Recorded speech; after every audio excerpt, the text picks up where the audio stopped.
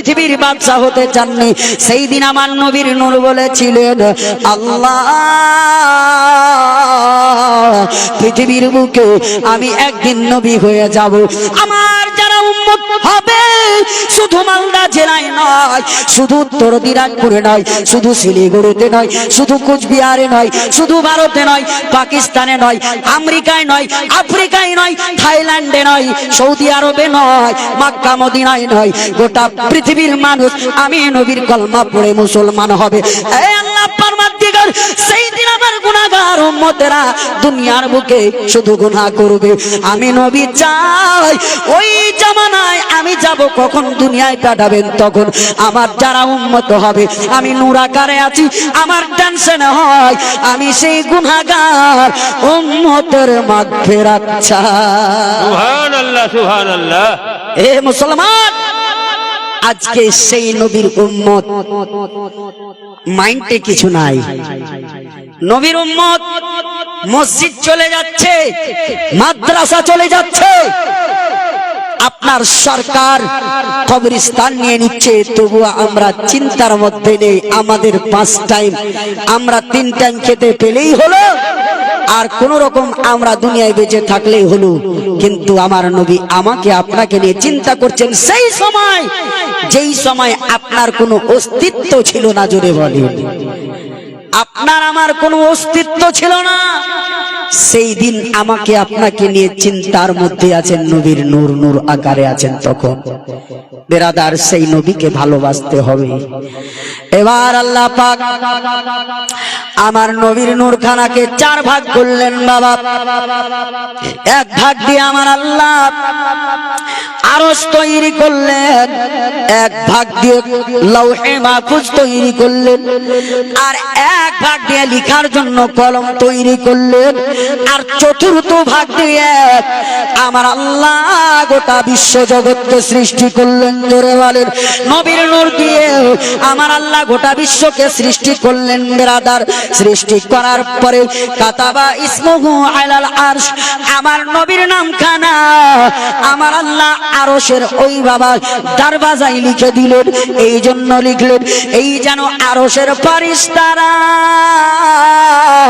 যখন দেখবে এটা নামটা কার, আল্লাহর পরে সেই মহান ব্যক্তির নাম কার, আমি আল্লাহ বলবো, এরে ফেরেশতারা যার ওসিলায় আমি আল্লাহ তোমাদেরকে সৃষ্টি করেছি, সেই নবী মুহাম্মাদুর রাসূলুল্লাহর নাম। সুবহানাল্লাহ সুবহানাল্লাহ। সেই দিন তারা বুঝতে পারবে আল্লাহর পরে যদি কাউরির স্থান থাকে, তিনি হলেন আমার প্রিয় মেহবুব, আমার প্রিয় হাবিব। এ বেরাদার মুসলমান, আল্লাহ পাক রব্বুল আলামিন আমার নবীকে হাবিবুল্লাহ বলেছিলেন। আর একটা নবী দুনিয়ায় এসেছিলেন, নাম হলো কালিমুল্লাহ। আল্লাহ পাককে নবী মুসা আলাইহিস সালাম একদিন প্রশ্ন করেছিলেন, হে আল্লাহ পারওয়ারদিগার, আপনাকে আমি দেখতে চাইলাম। আপনি বললেন, মুসা রে লা তারানি, তুমি আমারে দেখতে পাবে না। আমি আল্লাহ বললাম, আমি আল্লাহ বললাম তুমি আমারে দেখতে পারবে না, দেখার ক্ষমতা নাই। কিন্তু আপনি আমাকে দেখতে বারণ করছেন। কিন্তু একজনের জিকির বেশি বেশি করেন আপনি, আমি মুসার কানে আসে, তিনি হলেন মুহাম্মাদুর রাসূলুল্লাহ সাল্লাল্লাহু আলাইহি ওয়াসাল্লাম, এবং তাকে আপনি হাবিবুল্লাহ বলেন। ওগো আল্লাহ, আপনি আমার টাইটেল রেখেছেন কালিমুল্লাহ, আল্লাহর সঙ্গে হাম কালাম করনে वाला, আপনার সঙ্গে আমি কথা বলতে পারি।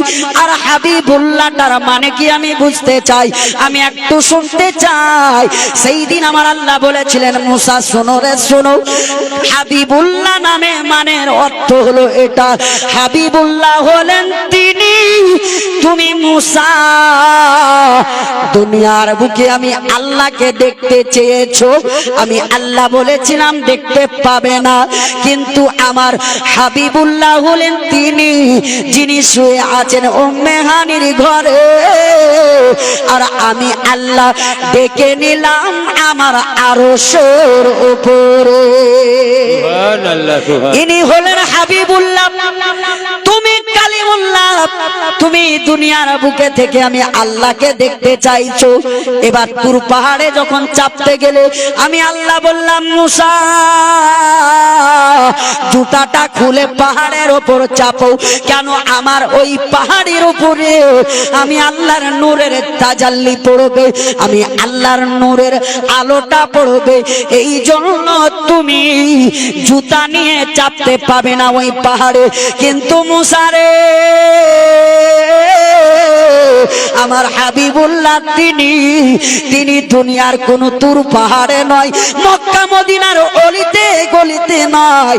আমার হাবিবুল্লাহ সাত তাবাক আসমান পার করে আমি আল্লাহর সিদরাতুল মুনতাহা থেকে 50,000 নুরানি পর্দাকে ছিদ্র করে আমি আল্লাহর আরশে আজিমে আসে। আর আমি আল্লাহর কাছে আসার সময় আমার হাবিব আমার আরশে জুতা খুলতে চাই। আমি আল্লাহ বলবো, এগো আমার হাবিবুল্লাহ, আপনি কালিমুল্লাহ নয়, আপনি হাবিবুল্লাহ। আপনি জুতা পরে আমি আল্লাহর আরশে উঠে যান, আপনার জুতার ধুলো দিয়ে আমি আল্লাহ আমার আরশকে ধন্য করব। সুবহানাল্লাহ, সুবহানাল্লাহ। উনি হলেন কালিমুল্লাহ, যিনি তুর পাহাড়ে চাপতে গেলে আমি জুতা পরে চাপতে বারণ করলাম। আর হাবিবুল্লাহ তিনি দুনিয়ার কোন পাথরের পাহাড়ে নয়, আমি আল্লাহর আরশে আজিমে চাপছেন, জুতা চড়ে চাপছেন।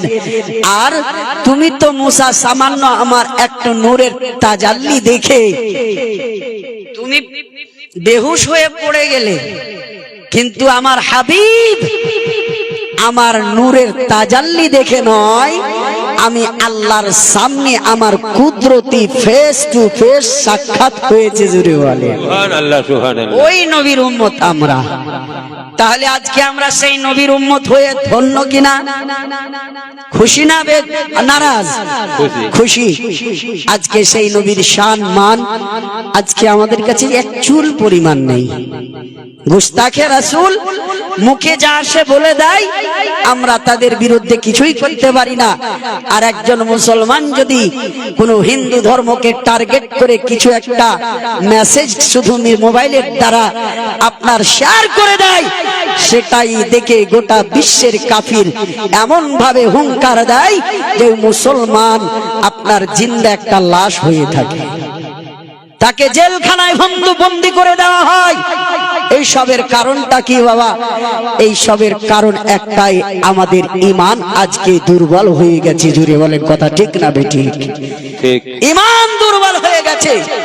আজকে যদি ঈমান থাকতো, নবীর মহব্বত থাকতো, খোদার কসম বলি মুসলমান, আমাদের একটা হাত তো ভাঙা দূরের কথা, পা কেটে না অত দূরের কথা, সত্যিকারের যদি নবীর আশিক হতাম, একটা চুল কোন মায়ের লাল বাঁকা করতে পারতো না। বিরাদার মুসলমান, দেখেন সেই নবীর নূরের শান কি।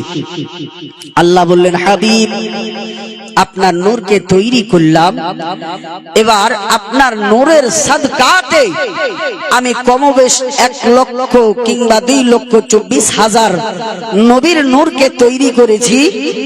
আপনি একটু তাদের সঙ্গে সাক্ষাৎ করে আসেন, যেহেতু আপনিও নবী আর ওরাও নবী, আমি আপনার শান দেখাতে চাই তাদেরকে। আমার